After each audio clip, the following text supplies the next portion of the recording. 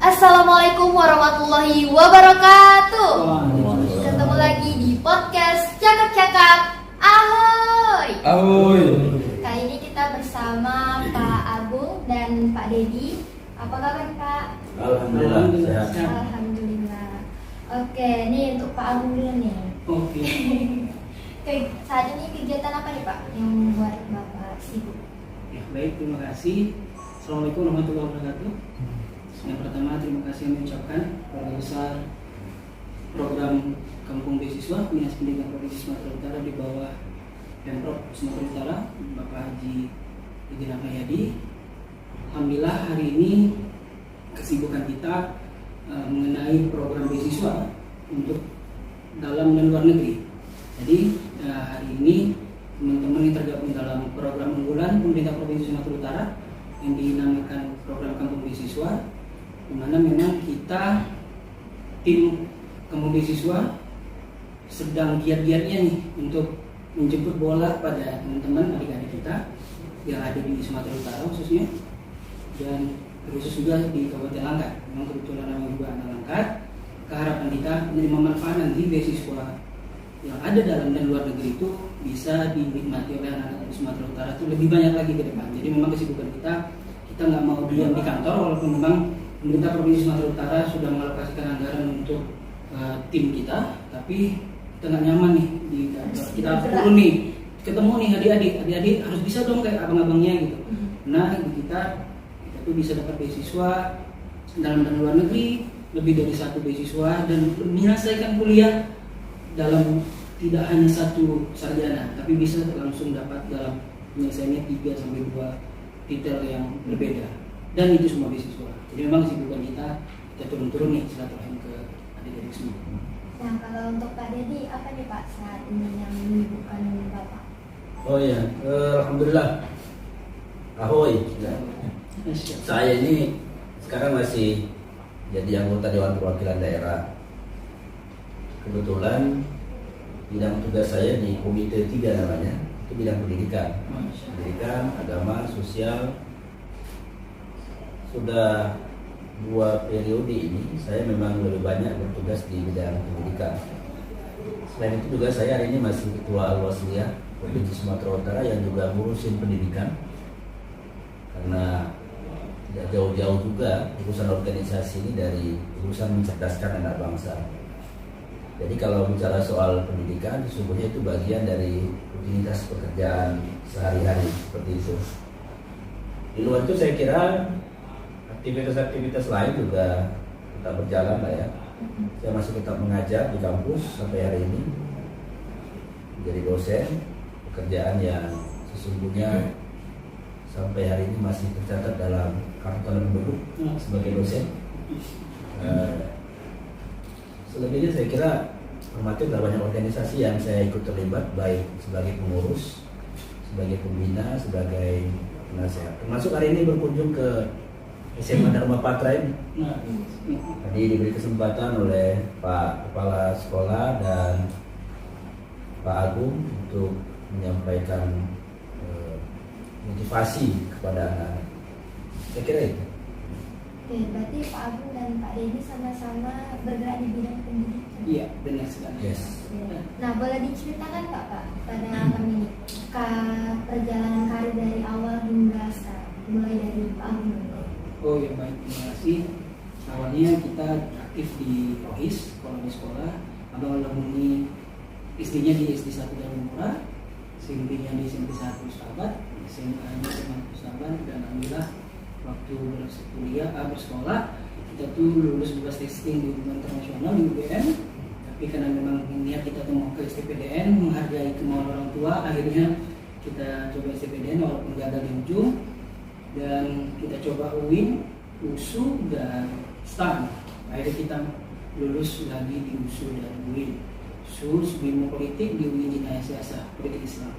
Cuman kita tetap akan terus selesainya sampai di USU Sumatera Utara, dan kegiatan terus aktif di organisasi Rohis, aktif di unit kegiatan mahasiswa Islam dan kegiatan pemerintah mahasiswa Universitas Sumatera Utara pada masa itu. Terus selanjutnya karena memang kita alumni penerima beasiswa, kita rangkul teman-teman khususnya di Langkat waktu itu ada 20 orang tim tenaga ahli yang itu semua alumni penerima beasiswa dalam dan luar negeri.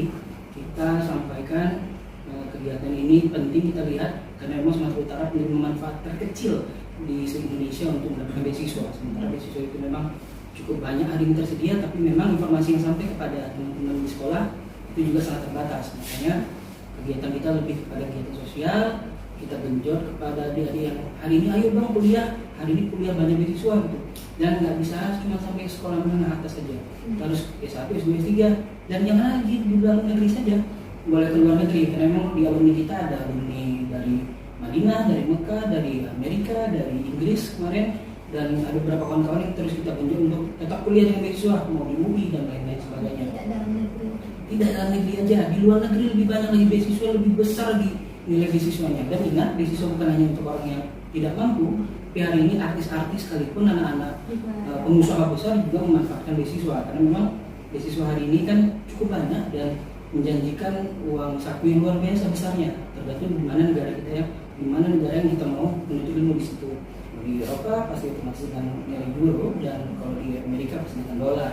Apalagi yang kemarin Singapura mengeluarkan pengumuman di 10 universitas terkemuka di sana dengan standar dolarnya, jadi 250 juta per bulan dengan uang kuliah yang gratis, itu uang saku lagi. Kalau di kita kan ada KIP kuliah misalnya 5 tahun atau 4 tahun selesai dapat uang saku 5 juta per ratus. Di Pemprov Sumatera Utara juga menyiapkan sampai S3 dengan misalnya 10, 15 sampai 40 juta untuk adik-adik yang memang berkuliah. Khusus di pemerintah Kabupaten Langkat, kita apresiasi pada Bapak Haji Sarafandi, ternyata perhatian juga luar biasa. Ada program yang dinamakan Satu Desa 5 Sarjana, di mana nanti nggak ada lagi alasan anak-anak desa nggak kuliah, karena itu akan kuliah gratis. Jadi di mana? Nanti kerjasamanya dengan Universitas Majapudi. Majapudi juga hari ini mengeluarkan dana 4,2 miliar untuk beasiswa S1 penuh. Apa syaratnya? Syaratnya yang penting sama kami komitmen dulu. Perkara dia pintar atau kurang pintar itu teknis yang bisa kita genjot kemampuannya. Yang penting dia komitmen sama kuliah, kita akan bantu. Jadi aktivitas kita hari ini lebih fokus pada anak-anak Sumatera Utara menerima manfaat beasiswa dalam dan luar negeri, CSR dari pemerintah, dari swasta, dari negara-negara sahabat. Apalagi hari ini ada Bang Didi bersama kita. Ini luar biasa nih, tokoh yang memang dari awal juga membantu untuk menderealisasikan, menginisiasi kampung beasiswa. Memang di PDRI juga nanti Poksinya juga akan mengawal proses ini, dan mudah-mudahan Sumatera Utara di bawah perwakilan daerah Bang Didi akan lebih fokus untuk anak-anak Sumatera Utara mendapatkan beasiswa dalam dan luar negeri. Tanpa Bang Didi juga nanti kami akan banyak mengalami kesulitan. Maka harapan kita dengan hadirnya Bang Didi di tengah-tengah kita ini suatu keberkahan pada Sumatera Utara dan Bumi Langkat berkenan mendampingi kita. Mudah-mudahan bermanfaat beasiswa ini pada anak. Nah, untuk Pak Dedi nih, boleh nih Pak jelasin mengenai karir Bapak dari awal hingga sekarang? Saya lahir 17 Maret 79 di sebuah desa terpencil, tidak ada listriknya. Baru masuk listrik kira-kira di awal tahun 2000-an barangkali. Kemudian ayah ibu saya membawa saya ke Medan, dan kami tinggal di Medan. Saya bersekolah dari mulai SD Ibtidaiyah di Al-Wasliyah, dari kelas 1 sampai kelas 6, baik sekolah maupun ngaji saya juara 1, nggak pernah kalah saya. Kemudian saya masuk pesantren 3 tahun 91 sampai 94. Sama, saya juga juara kalau pesantren, nggak pernah kalah saya sekolah, baik sekolah agama maupun sekolah umum. Kemudian 94 sampai 97 saya masuk Aliyah. Sama di Aliyah saya juga cuma 1 kali saya kalah dengan teman saya. Sekarang dia kepala sipir penjara Tanjung Pura, Pak Yudi Bintang. Itu sahabat dekat saya. 1 kali saya pernah disalib beliau. Kelas 2 Aliyah naik kelas 3 dengan nilai yang sama, tapi kemudian diputuskan bahwa beliau jauh. Itu 1 kali saya kalah dalam juara umum di sekolah. Kemudian saya lanjut kuliah S1 di Fakultas Ilmu Sosial dan Ilmu Politik. Tapi yang ini saya kira tidak patut dicontoh, karena saya menyelesaikan S1 saya 9 tahun. Terlalu lama menjadi aktivis. Ya, bergulat dalam organisasi, kemudian terlibat dalam beragam aktivitas sosial, sehingga kemudian karena ketidakmampuan memanage waktu antara kuliah dengan aktivitas, akhirnya korban karena kuliah. Saya baru tamat itu di 2006, baru tamat kuliah S1. Tapi 2008 saya lanjut S2. Saya selesaikan kurang dari 2 tahun di USU, di Fakultas Ilmu Sosial dan Politik. Kemudian 2012 saya lanjut lagi, saya ngambil S3. Saya selesaikan 5 tahun, 2017 saya selesai S3. Tidak cukup sampai di situ, di sela-sela saya menyelesaikan 9 tahun sarjana fisip saya ngambil kuliah hukum. Saya selesaikan 4 tahun. Kemarin secara tidak sengaja karena sedang dalam suasana COVID, saya ngambil S2 Magister Hukum. Saya selesaikan praktis selama COVID. Jadi nggak pernah masuk kelas saya banget. Dari mulai pendaftaran, saya masuk kelas cuma wisuda aja. Tapi semua saya lewati dan alhamdulillah selesai. Tahun 2014 saya ikhtiar untuk maju jadi calon anggota DPD mewakili Sumatera Utara. Waktu itu banyak orang yang meragukan karena pertama kita ini hanya berlatar belakang aktivis organisasi, tidak punya mendukung materi yang besar untuk jadi seorang calon anggota dewan. Kita juga masih relatif muda karena waktu itu baru 34 tahun. Tapi kemudian ternyata takdirnya bicara lain, bahwa saya menjadi satu di antara 4 orang yang terpilih menjadi anggota DPD di 2014. Ketika masuk di DPD maka saya punya keinginan untuk konsen ngurusin pendidikan, karena saya merasa bahwa itulah pilihan terbaik kalau kita mau menyelesaikan sebagian besar persoalan bangsa ini. Ketika Jepang kehilangan begitu banyak orang, maka konsennya pendidikan. Ketika Amerika maju sampai menjadi negara dikuasai itu karena pendidikan. Negara-negara Eropa itu besar, tumbuh berkembang itu juga karena kemampuan mereka di dunia pendidikan. Sekarang negara dengan pendidikan terbaik di dunia itu Finlandia misalkan. Artinya pilihan untuk konsen di pendidikan itu menjadi sebuah hal yang tidak bisa ditawar kalau kita mau ikut terlibat langsung menyelesaikan sebagian persoalan bangsa ini di dunia pendidikan. Saya masuk di DPD kemarin lebih banyak waktu saya di Komite 3 namanya. Komite 3 itu urusan di bidang pendidikan. Selesai 2019 saya ikut nyalon lagi jadi anggota DPD, kembali kemudian terpilih jadi anggota DPD periode yang kedua sampai dengan sekarang. Lagi-lagi masih tetap ngurusin soal pendidikan. Yang nikmat sekali sebenarnya ngurusin pendidikan ini, terutama ketika misalkan kita bisa membantu banyak orang untuk bisa sekolah ya. Saya terasa betul susahnya sekolah, karena SD tidak iya, itu kan ke sekolah dulu malah ada kendaraan jalan kaki kan. Itu jalan kaki pasti nggak ada orang naik angkot. Saya nggak punya rumah sampai dengan usia menikah. Mak dan ayah saya itu nggak punya rumah. Jadi kami tinggal di tempat yang kami tumpang lah. Itu ada rumah punya abang mak saya. Ukurannya kira-kira sekitar 4 kali 5 meter lah ya. Di sebelah kami tinggal bertujuh. Kami berlima anak, kemudian ayah dan mak saya. Nggak punya kamar kecuali kamar ibu saya. Itu pun kamar ibu saya itu di bawahnya safety tank. Jadi setiap malam tuh teman tidur saya itu dari mulai kecoa, tikus, itu teman tidur malam saya tuh. Jadi kalau saya kan nggak punya kamar, jadi kalau saya tidur tuh di ruang tamu. Gelang diangkat dari kamar mak saya, digelar di ruang tamu seperti ini digeser nih. Kalau ada barang-barang dipinggirin, saya gelar di bawah. Jadi kalau malam pasang lampu kiri kanan ya, 4 sudut, tarik tali terajunnya ya. Saya tidur itu. Jadi kalau malam itu ya kadang-kadang lagi tikus lah jempol kita ya kan. Jadi teman saya tidur malam ya. Sampai usia 2005 lah, karena saya menikah 2006. 2006 itu kemudian di 2005 akhir baru kita sewa rumah. Keluar dari situ itu belum punya rumah juga, masih sewa rumah nggak jauh dari situ. Setelah itu baru kemudian kami keluarlah dari rumah sejarah yang saya kira sepanjang hidup saya tidak akan pernah lupa itu. Itu bagian dari cerita masa kecil yang menurut saya nggak ingin dikasihani dengan cerita itu enggak. justru saya merasa termotivasi dan bahwa kita yang secara materi nggak punya apa-apa ini sebenarnya punya kesempatan juga untuk bisa survive dalam hidup ini. Tinggal kemauan kita. Cek itu. Nah, Pak Agung dan Pak Denny kan orang hebatnya Pak ya.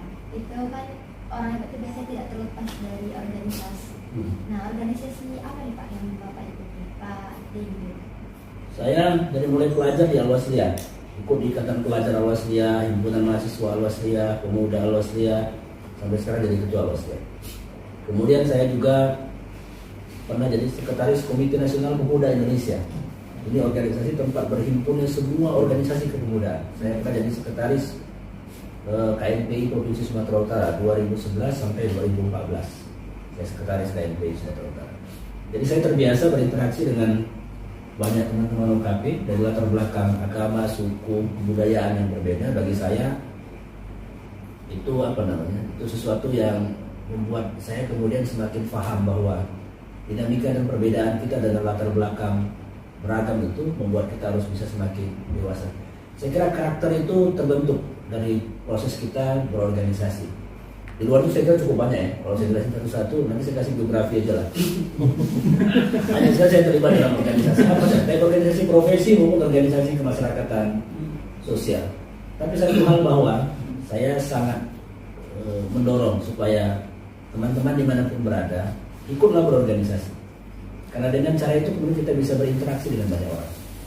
Kita bisa bertemu dengan beragam karakter orang, beda-beda. Sehingga kemudian kalau kita pada waktunya nanti jadi leader, jadi pemimpin, kita bisa tahu menyelesaikan sebuah problem dan masalah.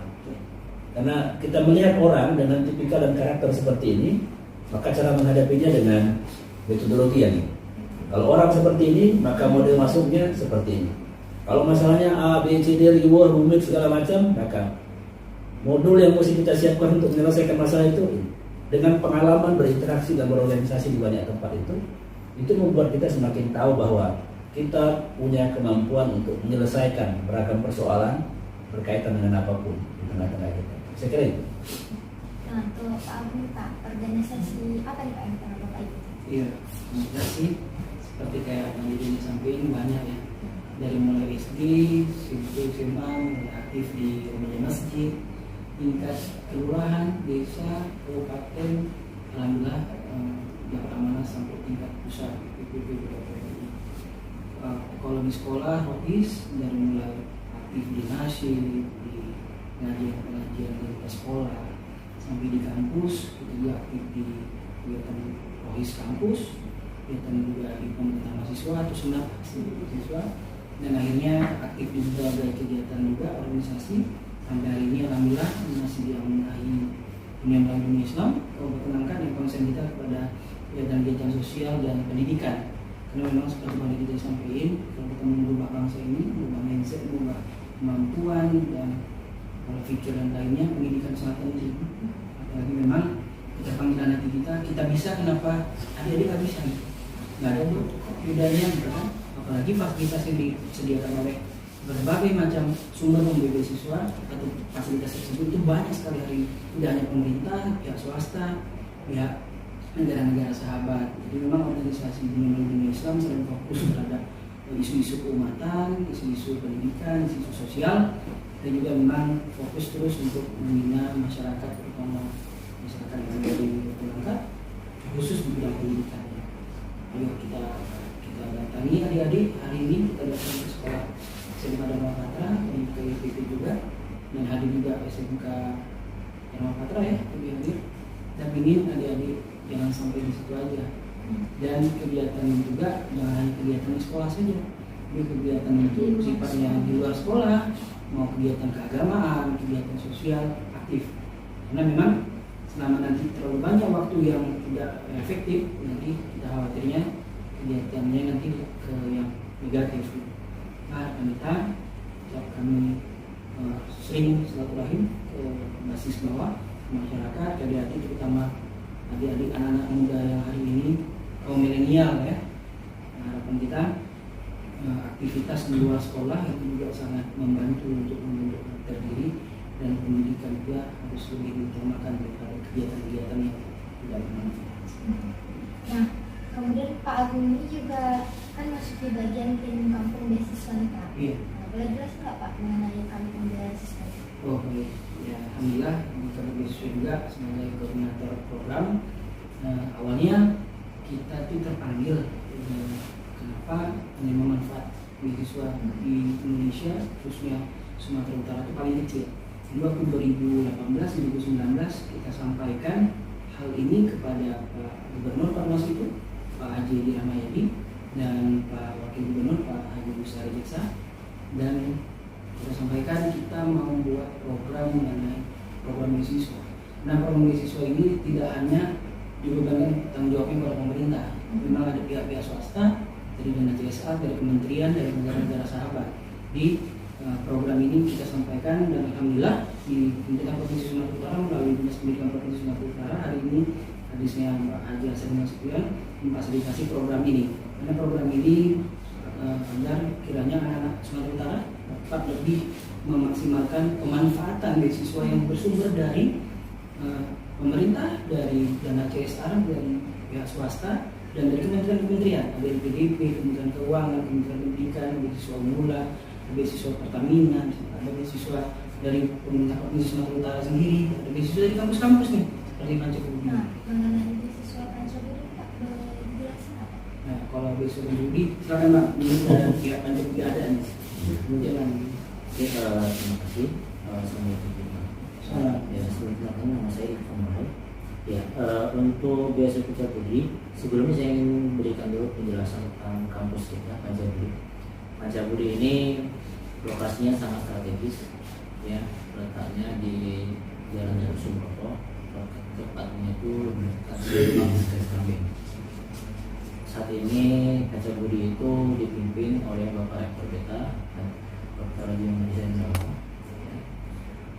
Beliau sangat mensupport ya mengenai beasiswa ini, ya, beliau sangat bangga dengan kerjasama dengan kampung beasiswa ini. Saat ini Pancabudi memberikan beasiswa sebesar 4,2 miliar ya kepada kampung beasiswa ya, untuk menjalin kerjasama kepada calon mahasiswa kita ini ya, untuk semua jurusan S1. Nah, jadi dengan harapan banyak siswa-siswa ataupun masyarakat yang ada di terkhusus di Sumatera Utara ini ataupun yang akan berkuliah itu bisa berkuliah dengan adanya anggaran 4,2 miliar tersebut. Nah, jadi dari Pancabudi kami ucapkan terima kasih atas kerjasama yang jalan baik dengan kampung beasiswa. Semoga kedepannya bisa terus berjalan, dan juga semoga anggarannya juga tahun depan itu bisa ditingkatkan lagi. Iya. Nah, kalau Pak Dedi nih Pak, nah Bapak ini kan dikenal selalu mengeluarkan pokok pikiran untuk beasiswa masuk perguruan tinggi nih Pak. Kira-kira kuota untuk tahun ini berapa Pak? Yang tadinya ada 50 yang kita salurkan untuk calon mahasiswa baru S1. Kemudian ada 1.000 untuk siswa SD, SMP, dan SMA. Tahun depan kita ada lagi kuotanya nanti. Iya. Tahun depan mudah-mudahan bisa kita upayakan untuk terus meningkatkan. Nah, untuk Pak Agung Pak, Bapak kan ketua DMDI Langkat ya Pak. Iya. Nah, apa itu Pak DMDI Langkat? DMDI adalah organisasi bimbingan dunia Islam, di mana perhimpunan tidak hanya Melayu dalam arti suku tapi bangsa. Nah, artinya ketika dia punya agama Islam, kita misalnya agama lain. Dan di dunia Islam kita bergerak di bidang pendidikan sosial dan keagamaan. Lebih fokus pada untuk langkah kita sebutnya seperti yang masih ini, lebih menyasar kepada anak-anak muda milenial yang kita lihat sudah mulai bergeser paradigmanya, sudah mulai meninggalkan kulturnya, sudah mulai meninggalkan keyakinannya, agamanya, dan pendidikannya yang juga sudah mulai tak tentu hal. Artinya dunia Islam hari ini walaupun dia segmen agama, sosial, dan pendidikan, kami terkhusus di Indonesia Islam kita akan fokus ke milenial untuk kembali ke asalnya, untuk kita sebagai anak muda yang smart, kita taat dan juga pendidikan yang utamakan adalah kiranya sumber daya manusia ke depan, anak-anak angkat khususnya di dunia Islam gabung sejarahnya itu lebih maju lagi, istilahnya lebih qualified lagi, dan dunia kerjanya juga dunia kerja yang memang punya gengsi yang baik dengan penghasilan yang juga tidak di level standar. Artinya kita bangun ekonominya, kita bangun pendidikannya, kita bangun keagamaannya. Apalagi ini Bang Didi kan juga Ketua Waslia Sumatera Utara nih. Ini ke depan juga semua elemen dan stakeholdernya kita akan rangkul, mana-mana segmen yang seperti tadi kami kunjungan ke dalam ke depan. Sampai ke dalam itu Al-Waslia ada di situ. Itu suatu kebanggaan bagi kita. Pembinaan keumatan itu memang harus kita fokus karena memang situasi perkembangan teknologi yang juga luar biasa nih, kita nggak bisa menantangnya gitu kan. Pastinya kita harus ikuti dengan keimanan dan pendidikan yang mumpuni supaya teknologi itu nggak disalahgunakan. Jadi memang dengan dari Indonesia khusus Bangka kita fokus pada kegiatan keagamaan, sosial ekonomi, pendidikan manusia dan anak muda milenial. Pak Agung dan Pak Dede ini kan memotivasi para pemuda nih ya Pak ya. Apa itu Pak resepnya Pak? Kok bisa gitu? Ya, kita memberikan motivasi karena pertama punya pengalaman dalam hidup itu. Bagaimana kita berproses ya, kita tiba-tiba langsung jadi seperti sekarang. Karenanya pengalaman kita itu kemudian kita teruskan, kita share lah ya kepada teman-teman, kepada adik-adik kita, kepada generasi di bawah kita, agar mereka juga bisa punya kesempatan untuk bisa berhasil dalam hidup ini, baik berhasil untuk dirinya, terutama berhasil untuk orang di sekitarnya juga. Karena berhasilnya kita ini bukan karena kitanya, bukan orang di sekitar kita. Semakin banyak orang yang kita bawa untuk bisa pop up ya, nah itu berarti kita semakin berhasil dalam hidup ini. Menurut saya sih begitu. Kalau Pak Agung Pak, apa tuh Pak resepnya Pak? Biasanya sih ada sebuah kepuasan ya. Artinya kita bisa, kenapa yang lain nggak bisa. Dan kaderisasi ke depan juga harus lebih fokus pada memang sumber daya manusia yang memang ke depan menghadapi tantangan yang luar biasa. Makanya memang dalam ajaran agama kita sendiri kan yang paling baik itu adalah yang paling bermanfaat bagi yang lain. Hari ini kita sudah banyak menerima manfaat, tinggal bagaimana manfaat ini bisa kita transfer dengan adik-adik kita yang lain. Sebenarnya bisa juga menikmati semua fasilitas, semua bantuan yang kiranya akan nanti melahirkan sumber daya manusia yang baik itu bisa mereka dapatkan sesuai seperti kita. Dan kalau bisa lebih dari yang kita dapatkan harus dengan segala fasilitas yang ada hari ini kan. Itu sih. Terakhirnya Pak, boleh dong Pak kasih pesan atau motivasi untuk para pemuda tadi Pak? Saya kesana sana, manjatnya wajar. Siapa yang sungguh-sungguh pasti dapat. Semua mesti sungguh-sungguh. Podcast ini mesti sungguh-sungguh. Kalau main-mainnya pun mesti sungguh-sungguh. Yeah. Kalau belajarnya sungguh-sungguh. Kalau prakteknya sungguh-sungguh. Main bolanya sungguh-sungguh. Mau berorganisasinya sungguh-sungguh. Jadi apapun yang kita kerjakan, kita mesti sungguh-sungguh. Karena hanya orang yang sungguh-sungguhlah yang patut untuk mendapatkan hasil dari kesungguhan itu. Nah kalau untuk Pak Agung Pak, boleh dong Pak kasih motivasi atau pesan? Iya, menambah tadi dari guru kami, jadi sungguh-sungguh itu penting, juga tambahannya fokus. Harus fokus, harus yakin, dan harus maksimal.